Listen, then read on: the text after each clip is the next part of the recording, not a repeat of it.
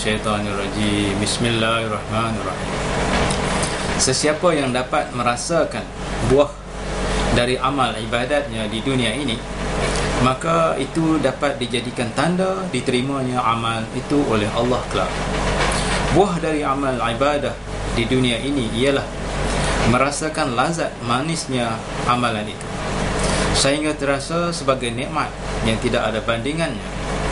Utbah Al-Ghulam berkata, saya melatih sembahyang malam 20 tahun. Setelah itu baru saya merasa nikmat bangun malam. Sabit Al-Bani radhiyallahu anhu berkata, saya melatih membaca Quran 20 tahun. Setelah itu baru saya merasakan nikmat membaca Quran. Abu Turab berkata, jika seseorang bersungguh-sungguh dalam nikmat amal, dapat merasakan nikmat amal itu sebelum mengerjakan, dan apabila ikhlas dalam melakukannya, merasakan manis amal ketika melakukannya. Dan amal yang demikian sifatnya, itulah amal yang diterima dengan kurnia Allah. Al-Hasan berkata, carilah manisnya amal itu pada 3. Maka bila kamu telah mendapatkannya, bergembiralah dan teruskan mencapai tujuanmu. Apabila belum kamu dapatnya, ketahuilah bahawa pintu masih tertutup, iaitu ketika membaca Quran dan berzikir dan ketika sujud. Maknanya ada 3 lah, iaitu membaca Quran, berzikir dan sembahyang. Ada pula yang menerangkan dan ketika bersedekah dan ketika bangun malam. Sejak bilakah kau merasa telah mengenal Allah? Iaitu ketika saya akan berbuat pelanggaran terhadap ajarannya, merasa malu daripadanya. Jadi di sini nak tahu sesuatu amal ibadah itu diterima oleh Allah Subhanahu Wa Taala, kita akan merasa keseronokan bila melakukan ibadah. Apakah ibadah itu? Sekurang-kurangnya ada 3 perkara ataupun ada 5 perkara. Pertama, bila dia baca Quran, dia berasa seronok. Ataupun bila dia berzikir, dia berasa gembira, seronok.